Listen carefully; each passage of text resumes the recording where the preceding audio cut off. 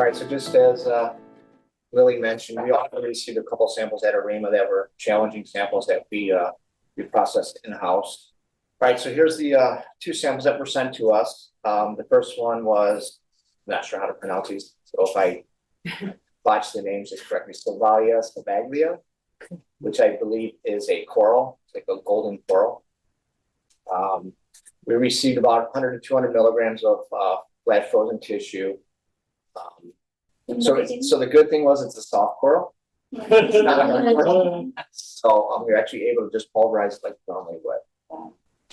Second one was Geodia Beretti, which is good because we also did that this week for the training course with challenging samples. So it'd be good to compare the results. Again, that one was flash frozen as well. So here's a workflow we used. Everybody here is pretty much familiar with, so I won't go through everything with the Arima high coverage, HiC workflow. One thing I want to mention is we did not do any protocol modifications. We decided once we received the samples, let's just stick to the protocol just as it is, see what we get. If things look really, really bad or we can make libraries, we can always go back and repeat it. So the only little modification we did, and it's not really a modification, is we did 2 reactions for each of the 2 samples. And the reason we did that is when we pulverized these, the pellets were really, really large. So we decided to split it, do 2 reactions, and then we combined it at the proximity ligation DNA purification step. We used our own library prep kit, the Arima library prep kit. We fragmented the DNA with the viral people from Diagenode, sequenced them on, Illumina sequencer, and then for the one sample that we received the reference genome, we did a QC using juicer version 1.6. So here's the first sample, the Sabaglia, which is the coral. We started with our estimating input around 500 nanograms. We were able to make proximity ligated DNA. Total yield of 520. We shared it for 2 cycles for library prep. And the sample also passed our QC1 as everyone did this week, so which is always a good sign. After sharing size selection library prep, we were able to make a library. Our shared size select was about 463 base pairs, which is kind of in the range for high coverage.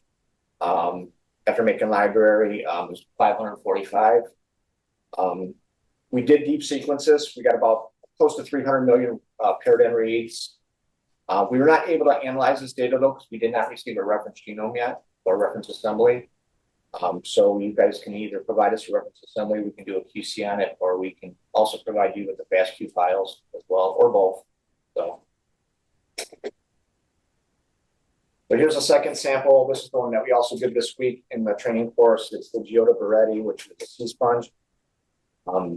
We pulverized this tissue. For the training course this week, what we did was Giada had a method of this, she called it a squeeze method.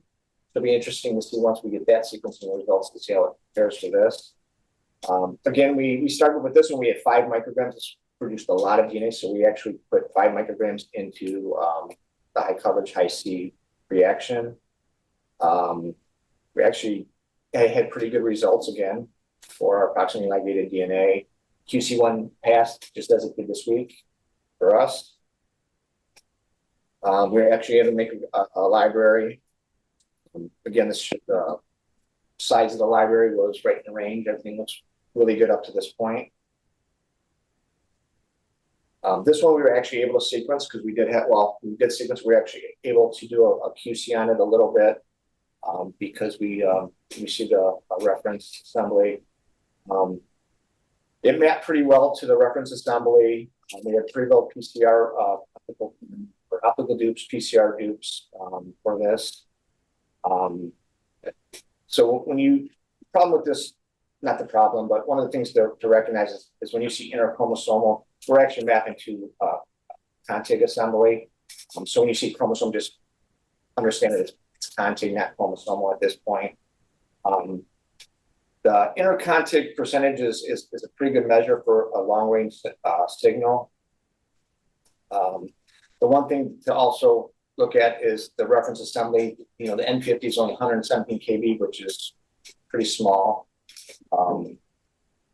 So 10% of our reads were intercontig, which is pretty low, so that concerned us a little bit. You know, the genome size is 1.1 billion, and you know, given that we did have a fragmented contig N50, we were a little concerned that we didn't have a whole lot of long range reads. So what we thought was we could either sequence deeper, especially given that we have just a low PCR duplicate rate. We can certainly sequence deeper to hopefully bulk up a little bit of our long range contacts. So we did not do any scaffolding or anything like that on that. We don't really have that pipeline at Arima, but we can do it.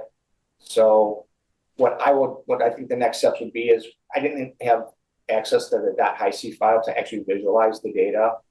I think if we do that, we can actually look at, you know, the signal, the long range signal versus the noise.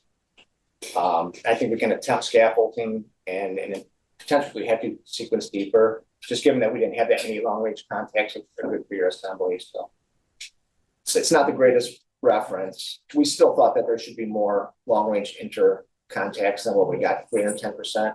Maybe not. It could be partly due to the reference genome. So that's basically it. So relatively successful. We did have some signal, which is good. So What was the main challenge? I would say the main challenge was just the pellet size and the debris from the get-go. So that's why we ended up splitting them into 2 reactions at the beginning. So in your pellet, so what we do is just split at the beginning, we did 2 reactions. And then when we purified at the approximately ligated DNA step, instead of eluting with 100 microliters, we eluted with 50, and then we combined them together. So what you basically do is double your price to process one sample to get the 2 HiC reactions. Actually polarizing and all that was very easy. Estimating input, you guys gave us, whoever sent us these, gave us plenty of material. There was enough, but it was just the debris in there. And same thing with the challenging group this week, you know, a couple samples. The geode, I think, same with us. We had some, you know, it looks like debris in there all the way through. That's the challenging part of it. Yeah. Oh, if I was going to filter, yeah. So we use the Max Smart Strainers, or you can use the Flomi 30 micron or 30 micron. 30. 30 is the Max, and then 40 is the Flomi. You're still going to have all the small debris is going to get through, but any aggregates or large stuff gets filtered out. It does help quite a bit.